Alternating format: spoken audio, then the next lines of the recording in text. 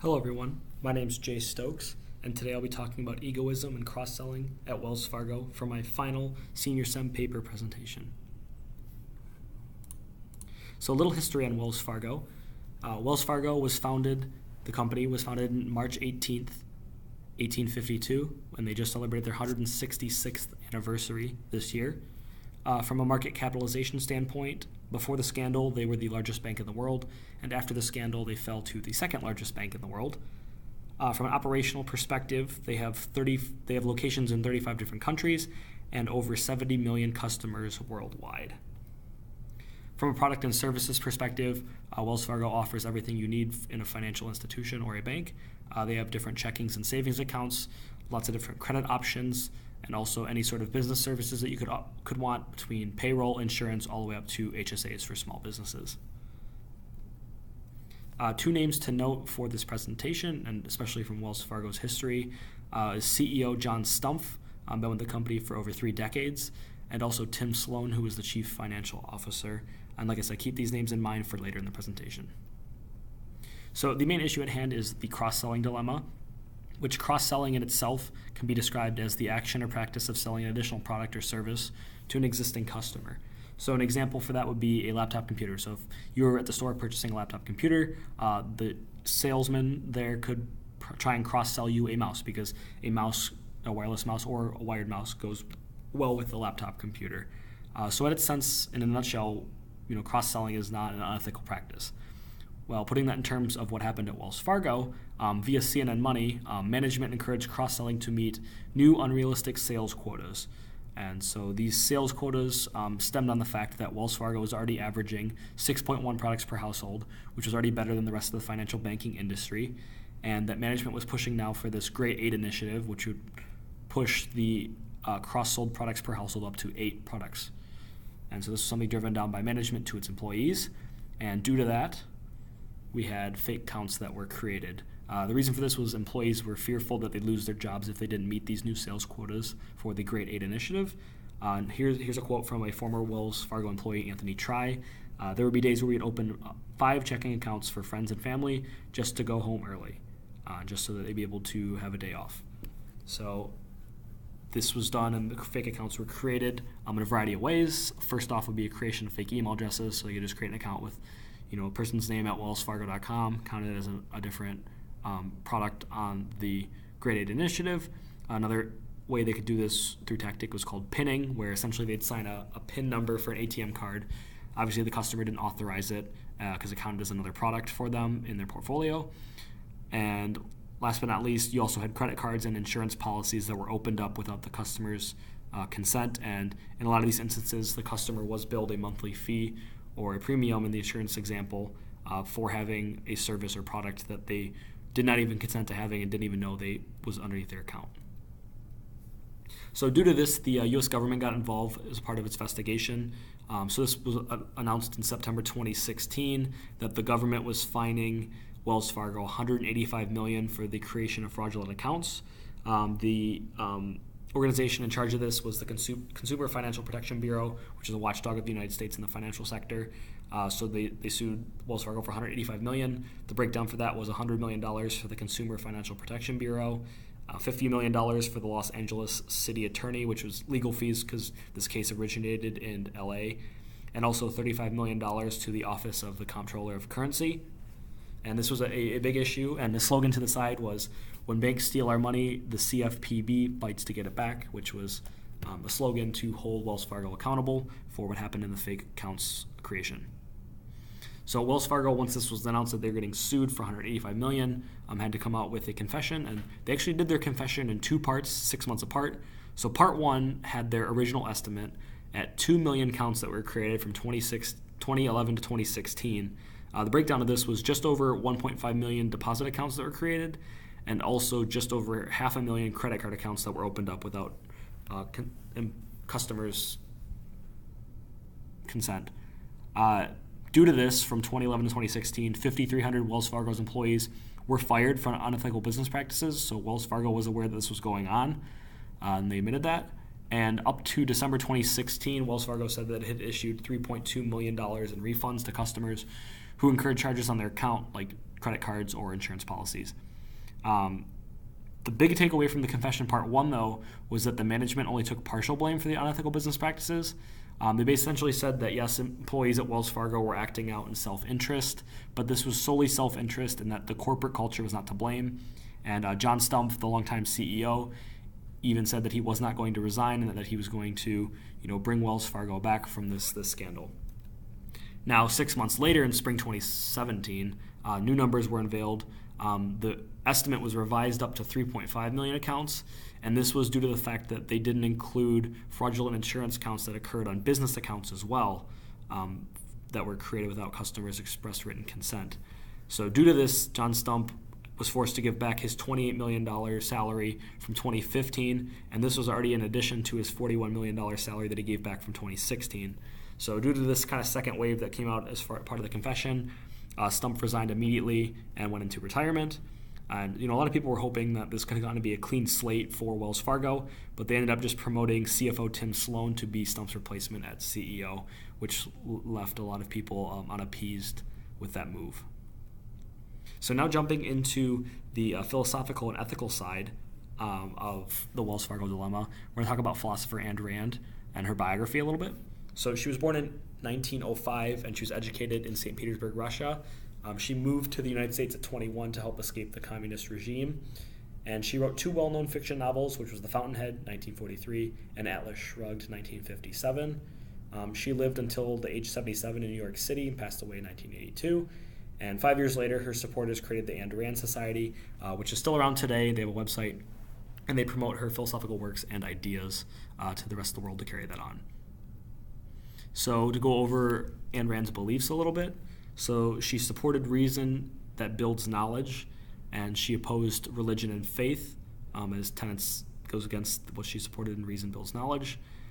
She supported rational and ethical egoism as opposed to altruism, focusing more on the self-interest side rather than the self-sacrifice side. She supported laissez-faire capitalism, individual and property rights, as opposed to socialism, socialism and communism, collectivism and anarchism, which she experienced in the Soviet Union upon her upbringing. And a nice summary that I wanted to read for Rand's justification and of why she supports, selfishness as a virtue. So Rand's rebuke of altruism hinges on the fact that she rejects that self-sacrifice is an ideal moral position. She believes that each individual should be primarily concerned with their own well-being as the ultimate moral value. She argues that since self-preservation is the ultimate goal, that selfishness is a rational concern for one's personal well-being. So this is how she was able to rationalize selfishness as a virtue. So something interesting that I wanted to see the reasoning behind her own beliefs. So diving into ethical egoism that Rand supported, the definition for that is that it is necessary and sufficient for an action to be morally right and that it maximizes one's self-interest. So essentially this means is that individuals are morally justified to pursue an action for self-betterment based on morality. And so this obviously goes against Kantism and utilitarianism that focuses on self-sacrifice before, and helping others before oneself. So an example I came up for this would be if you were weighing the options of creating a park bench for your local community versus offering hurricane relief to Puerto Rico. So in a traditional moral sense, people would say that you should help Puerto Rico with hurricane relief because there's people that are affected. It's a much greater magnitude issue. It's more urgent, and that people could be dying or people could be sick. Whereas within ethical egoism, you could justify creating the park bench in the local community because it provides preference and distinction for the person who's creating it on work, so they can benefit from it and also help others as well. So that's how you could justify choosing the park bench over Puerto Rico hurricane relief. So going on to rational egoism, the definition for that is that it's necessary and sufficient for an action to be rational, that it maximizes one's self-interest, which essentially means that individuals are rationally justified to pursue an action for self-betterment, but it has to be based on reasoning. So the rationalization portion is very important because it makes the claims of self-interest to not seem arbitrary. So for an example, one could say that they want to maximize their own self-interest, say based on having the same birthday as me, which is a November birthday. But if they can't justify why having a November birthday month deserves preferential treatment, the argument seems pretty much arbitrary and insufficient. It's not convincing. So in order to justify your reasoning within rational egoism, you have to have some reasoning to rationalize behind your argument. It can't just be an arbitrary argument because that makes it a straw man argument and it's easily deflated.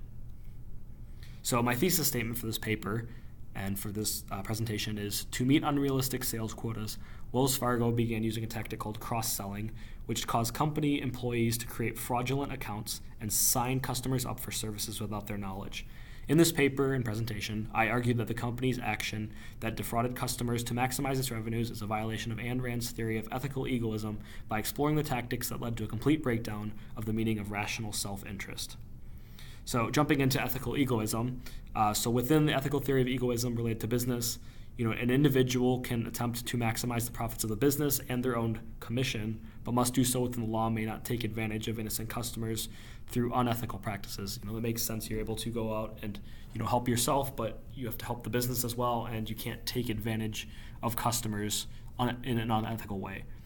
And it also says that business decisions must be made that are made in self-interest only, that can be justified as corruption, and it's not a moral decision.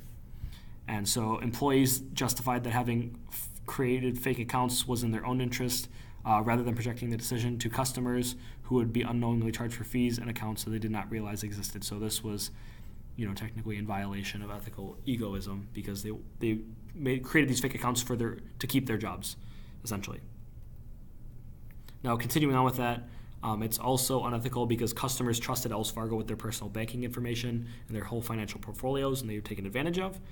And also, too, for management, the higher-ups violated ethical egoism because they set sales quotas at unrealistic levels. This was just done just to line their own personal pockets and knowingly overwork employees because they wanted to meet these unrealistic goals. And management knew that these sales projections would lead to unlawful behavior because it literally was not possible to try and meet the Grade 8 initiative. So moving on to violating rational egoism at Wells Fargo. So rational egoism states that reasoned decisions must be ethical, although they can be motivated from your job and not based solely on self-interest. So Wells Fargo employees were afraid of losing their jobs, and they put themselves before the customers that they were serving. So due to this, employees, they engaged in the creation of fraudulent accounts, had a breakdown in moral hazard, which we discussed in class.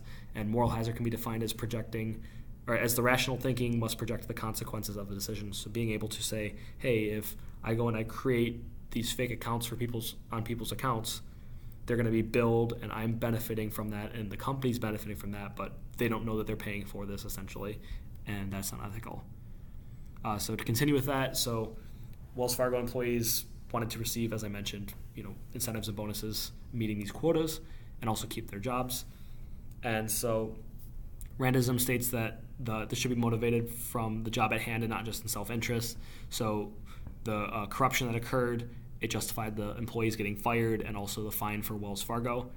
And management also, too, is complicit because they went and they started this graded initiative, which they knew was unachievable, and they pushed it down to the ranks of employees just to better themselves. So in conclusion, and as I've kind of mentioned all along, that as the largest financial institution in the world, Wells Fargo had a duty to protect its customers, provide them with an honest service, and also engage in self-interest, which is not mutually exclusive. You can still help customers, you can still look out for yourself and, make a profit in capitalist America, but you can't, focus solely on defrauding customers. That's unethical. And so self-interest permits businesses and individuals to benefit themselves legally, but they can't take advantage of customers, as I mentioned. And within the front of ethical egoism, it was violated because Wells Fargo's employees were not honest with their customers and they created fake accounts. And this could also be viewed as corporate corruption within ethical egoism. But also, too, on the rational egoism's perspective, especially within management, Wells Fargo did not use reason to project the consequences of increasing these sales quotas to these unrealistic levels like the Grade 8 initiative. They had to know, and they did know, that this target would need to be met through cross-selling, and subsequently they are complicit in the ethical violations on behalf of their subordinate employees. So I hope you enjoyed the presentation. Let me know if you have any questions, and I'll show you my bibliography for my works cited. Thank you all for listening, and have a great day.